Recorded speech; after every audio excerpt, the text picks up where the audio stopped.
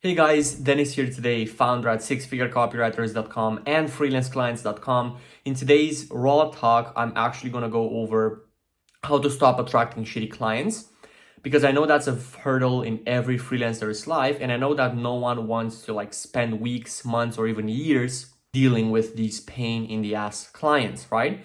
And it's actually very easy to overcome this problem, and it's mostly just some internal mindset shifts you need to make.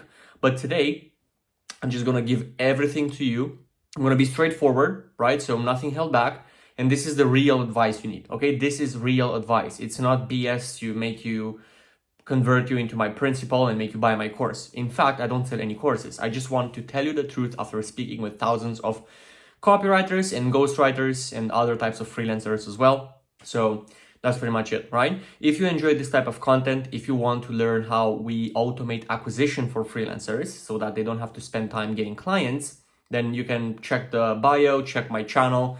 I have a bunch of videos, interviews, strategy sessions, free trainings, and a bunch of other stuff that could help you, okay? But now, with no more further to do, let's get right into it. First things first, let's define a shitty client, okay?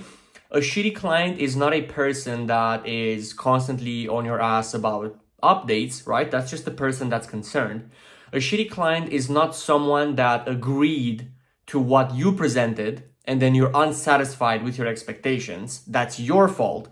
For instance, if you charge a very little price and then 2 years later down the road, you expect that person, just because you've been working with them for 2 years, to allow you to increase the prices, right? That's not going to happen and it's your fault. A shitty client is someone that didn't understand the initial expectations and now they want to basically get more than they were promised. That's the definition of a bad client, okay? So it's not when you set the wrong expectations and they follow them, because those are the expectations, but when you set the right expectations and then your clients don't comply, that is a shitty client, okay? And it can happen in a lot of cases. And I know that, just talking yourself into these types of deals because you have no other work in the pipeline is very easy, right? You have to do some work to eat, right? But here are the three main things that you can internally change today to make sure that you don't end up in these situations anymore. And actually the first one, which is the most obvious one, is just to keep building your pipeline, okay? Or if you didn't start building your pipeline yet, just start building your pipeline. Your pipeline is just like a snowball, right? As you build it, it gets bigger and bigger and bigger and bigger. But if you let it go before you reach the top of the mountain, then it's just gonna fall and crush you and crush your bones inside your body, right? Building a pipeline is necessary and you should do it continuously, whether you can onboard new clients or not, whether you are in a bad position or a good position with your business. Building your pipeline should always be an active day-to-day thing, okay? Because even if you are full with clients, even if you can't take on any more clients, you can still connect with people, you can still offer value, you can still build a wait list, you can still hire a junior, you can still do so many things in terms of actually serving that person. But if you don't have anyone to serve and you're put in the position where your clients left you and you don't have anything in the immediate pipeline, that's when you're gonna cry, right? Not having too many clients and too many inquiries. So that's the first thing. And the mistake that most copywriters make when they come from a corporate background or they come from a steady full-time paycheck or steady freelance paycheck for a lot of time is rely on their immediate network heavily without thinking ahead. Oh, I'm a professional. I don't need to send outreach. I understand how business works. I don't need any marketing strategies. I don't like to market myself. I just want to write. Clients come to me. I don't go to them, right? All these types of things. But guess what? Later down the road, in 3 years, 5 years, 15 years, or whatever time frame it might be, you will exhaust your immediate pipeline. Your immediate network will reach its maximum level of sophistication and you're going to get left without clients. And then you're going to hang on to your ego that you've built in the last years as a writer, and you're not going to want to do what you need to do, and you're going to get in a position where you just wait around for life to happen and nothing happens, because that's how life works, right? Nothing happens without us doing something in the first place. And that is the biggest thing that you need to change today, right now, okay? I don't care where you are in your business, even if you're at full capacity, even if you're a creative director with 30 years of experience, I don't care where you are, okay? Just start building your pipeline, start connecting with people, start networking with people, start sharing free values, share case studies, share your work, update your portfolio, share that on your feed, on your socials, right? So just grow that. And it's not even about personal brands. I don't want you to build a personal brand. I don't want you to dance on TikTok all day long. I just want you to be active in engaging with your potential customers so that when the time comes and your immediate network fades away, you have something to tap into, right? So go send connections on LinkedIn, add people on Facebook, follow people on Instagram, start a YouTube channel, start cold calling people in your local area and build friendships, invite people for coffee, okay? Just do all of these things regularly. This should be like a day-to-day non-negotiable for you. And let me make this clear, right? As I said earlier, growing the network is not necessarily about direct response offers, right? So cold pitching people. Building a network and cold pitching are two different things, right? So it can just be a message where you just connect with someone. You don't have to offer something, right? And if you keep doing this, imagine you keep doing this for 10 years and you have like 10K people on LinkedIn, you max out your Facebook profile, you have a few thousand subscribers on YouTube. Do you really think you're ever going to run out of clients? I don't think so. So start doing that today and stop being lazy and stop letting your ego take the decisions, which brings me to my second thing that I want to go over in this video, which is big ego, okay? I need you to leave your ego at the door. And no guru is going to tell you this because it's offensive. I had over 1,000 calls with potential clients that are freelancers, because that's obviously who we work with. And I've never seen a higher ego than the people coming from a full-time, cozy and comfortable experience going into freelancing, or even existing freelancers that are in a comfortable place because of some random thing in their life and they had clients without having to work for it. And they have such a high ego that, I don't know, that's the truth, okay? And you have to leave that at the door if you want to grow your business.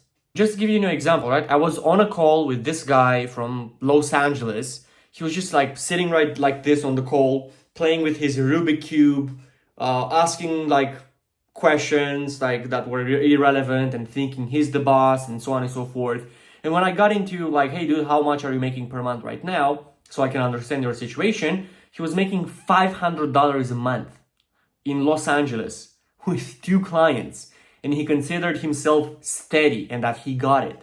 Like, how do you even pay for food when you make money like that, right? And I'm not trying to be an ass here, but that's the reality. Like, how can you come on a call with someone that you need their help and have such a high ego that you don't understand your position in life and what you need to do to actually overcome it, right? And what happens, guys, is we let that ego sit there and build on our achievements that are not really achievements. And when the time comes for change and when you need to actually change something, your ego doesn't allow you to do that. And that is why a lot of freelancers like sit around for 6 months and 12 months waiting to be contacted by Oprah because they're the best copywriter in existence. And 12 months later down the road, 0 savings, 0 cash flow, 0 clients, 0 opportunities. And then they wonder, why is no one hiring me? Why can't I have clients? Why this happened? Why doesn't that happen, right? And then you get even more into the ego. Oh, I don't need them. People need me, and so on and so forth, right? And you just get into this down spiral of ego. And that's not good, okay? And this comes from a place of empathy because I've been there.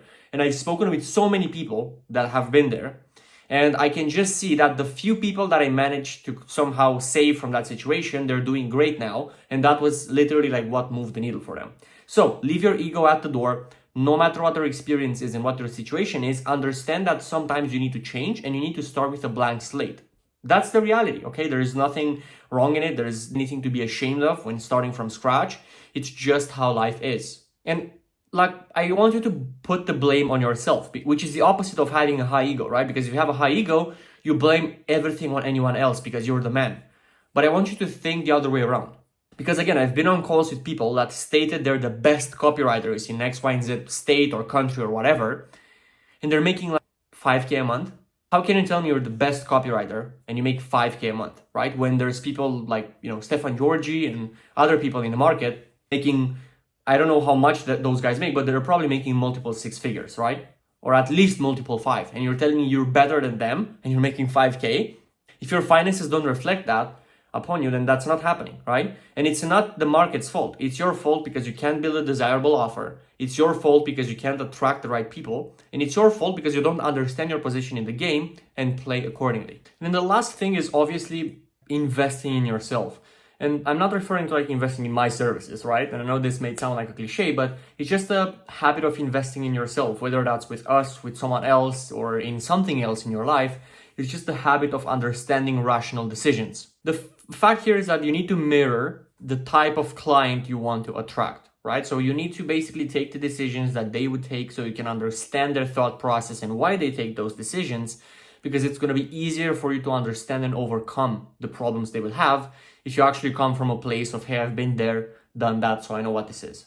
For instance, sometimes I get on calls with ghostwriters, right? And as you know or don't know, ghostwriters charge $20,000, $30,000, even up to $50,000 for their services. And then when you offer them a client acquisition service that costs a few $1,000s, not even $10,000, oh, it's too much, or oh, that's a big decision, it's a big investment. Well, do you even hear yourself? Like, you expect people to invest $50,000 in a book while you think that it's tremendously, like, it's a lot to invest a few thousand in client acquisition. That's the problem, you know? Like, when you think that way, of course you don't understand why people don't buy from you, because you don't understand their way of decision making, right?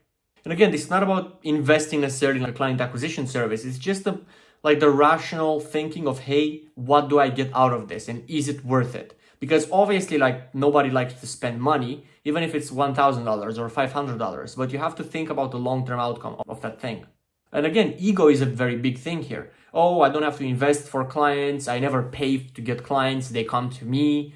I can't imagine paying to get clients. Why don't I give you a commission? You know, like all of these other things are just, again, coming from a place of I'm a spoiled brat having everything, but when the world's going to go to shit because my friends are not going to need my services anymore, that's when the real game starts. Point here is don't invest like in random stuff. And don't expect your clients to invest in random stuff, but understand how to take logical decisions based on outcomes and help your potential clients take the same decisions when they're investing in your services, whether it's a $30K book or a $2,000 copywriting project, right? And lastly, just kind of finish this video, guys, and I hope this has been helpful.